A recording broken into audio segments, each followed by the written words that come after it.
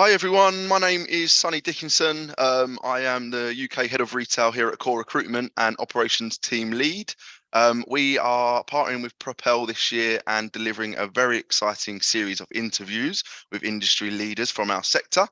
We're going to be looking at thoughts on impacts and changes within the industry, as well as some exciting insights into future within their own brands. So today I'm joined by Nick. I will pass over to Nick to do himself an intro, and we'll get into it.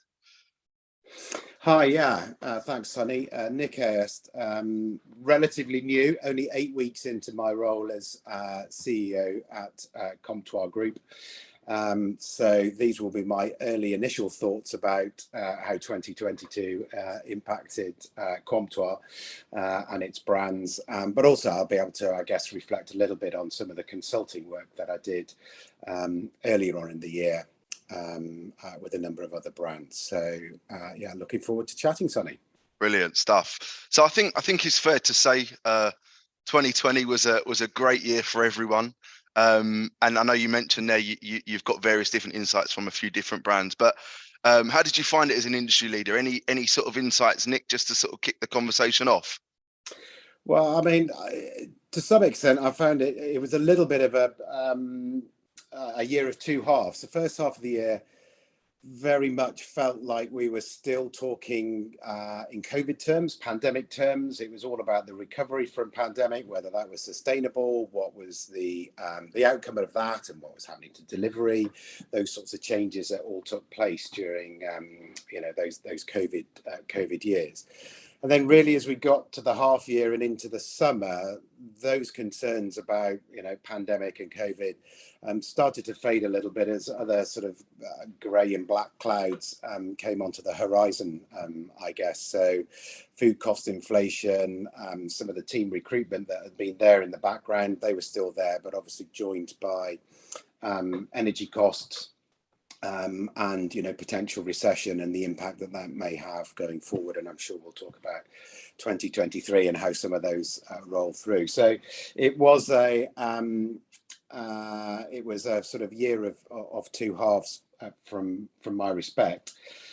But I think for those people who managed to innovate, to get their organizations a little bit leaner, a little bit more nimble during COVID, there was a great opportunity to sort of carry on with that innovation, making sure that the next wave of events that are going to come upon us as an industry, that we're going to be in a good place and ready to tackle them. And if nothing else, it's an industry of survivors, an industry of creators, an industry of people passionate about their brands, and finding a way through some of the challenges ahead of us is what's going to motivate us all, I think.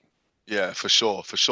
And I think as well, like anything we see hit us in the next couple of quarters, I'm hoping that we're going to see some more support from the government as well. What do you think that would look like if there was something that could be done to help businesses through these tricky times? I mean, I guess the smallest one, we've seen a little bit of a nibble on that just in terms of the alcohol duty. So any planned rises in alcohol's been pushed back a few months. So I guess that's something particularly for the more wet-led part of the sector. Yeah. For everyone, though, energy costs, if you're lucky enough to have sort of fixed exactly at the right time at the lowest rate and for the longest period of time, there may be some very lucky people out there still paying historic low, unit costs. But for the majority of businesses now, that's unwinding, and whether it's happened already or is just about to, will be, going on to variable rates, basically. Sure. So help with energy costs, they're capped at the moment, but that's due to end at the end of March. Huge amount of uncertainty, and if there was one big thing that it would be great to really understand is what April onwards looks like. Yeah. For most of the sector, it has a fundamental impact on what each P&L looks like. So Sure. understanding what that's going to be about will be key.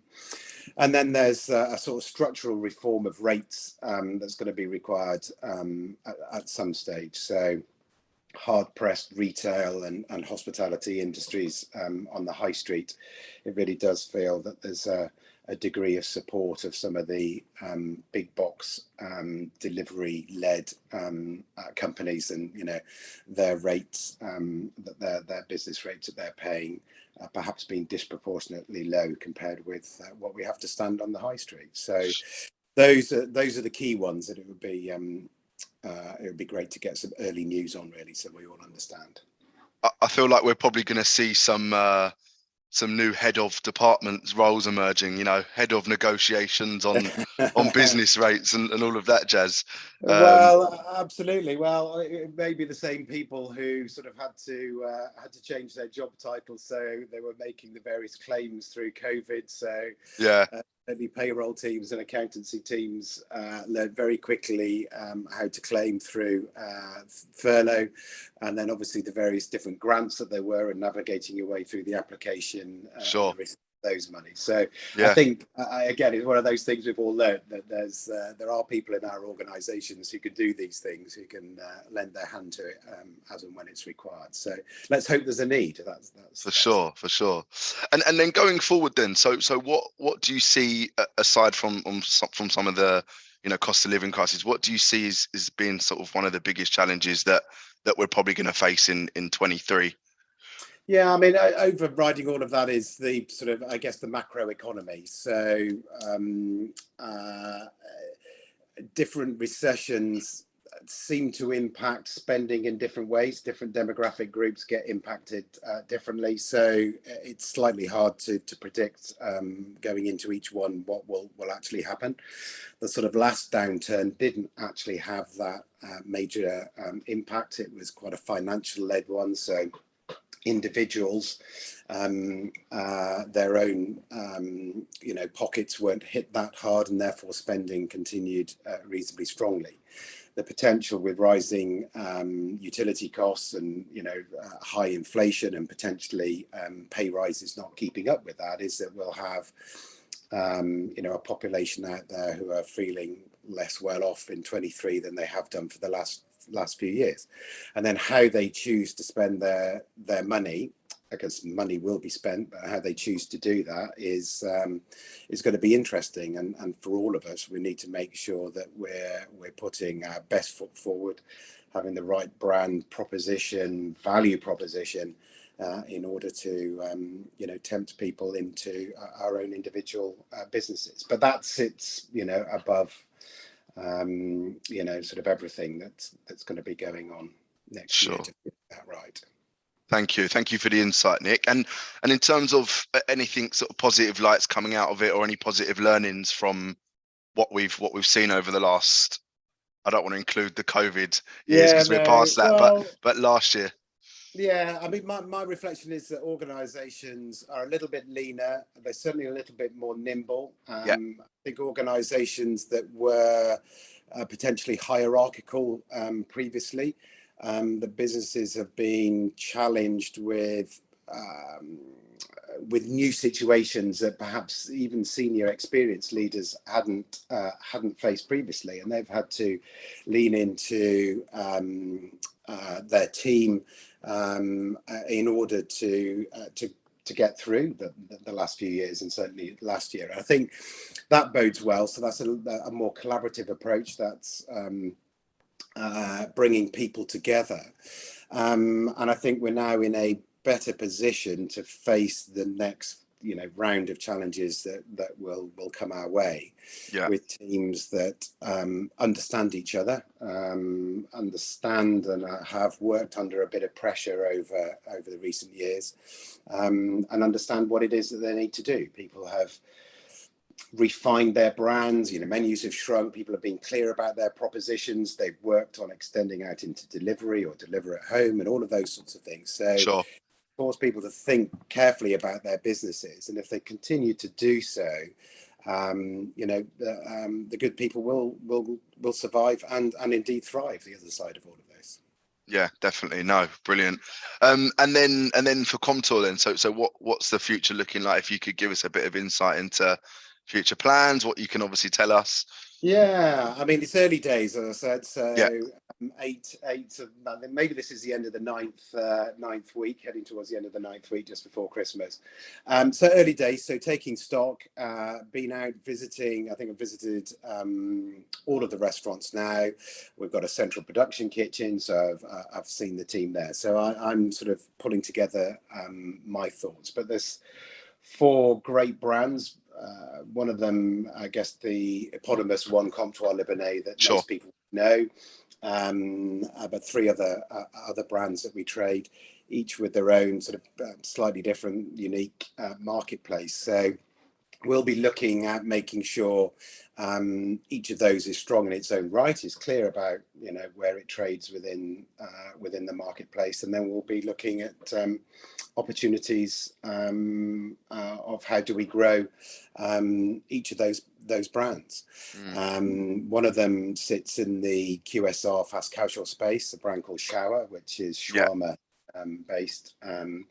And clearly over the last couple of years, and I think for years to come, that fast casual marketplace will be the growing sector of this industry, and making sure that we've got something that competes effectively in that marketplace would seem to be a sensible option. And of course, we've got a franchise relationship with HMS Host, with some overseas airports. So outside of the UK and the relative impact in the UK, we'll be talking to them about what other opportunities there may be elsewhere to grow. So exciting times ahead, I'm sure. Yeah.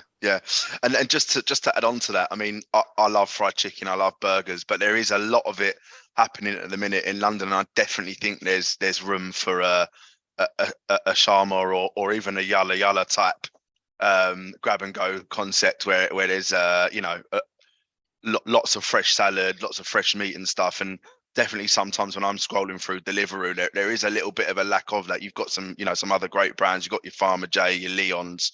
But yeah, so yeah, I'm excited to see what you guys can bring next year. There's some really good, as you say, Farmer J and Leon, particularly in that sort of fresh quality QSR marketplace. But I think there's room for more.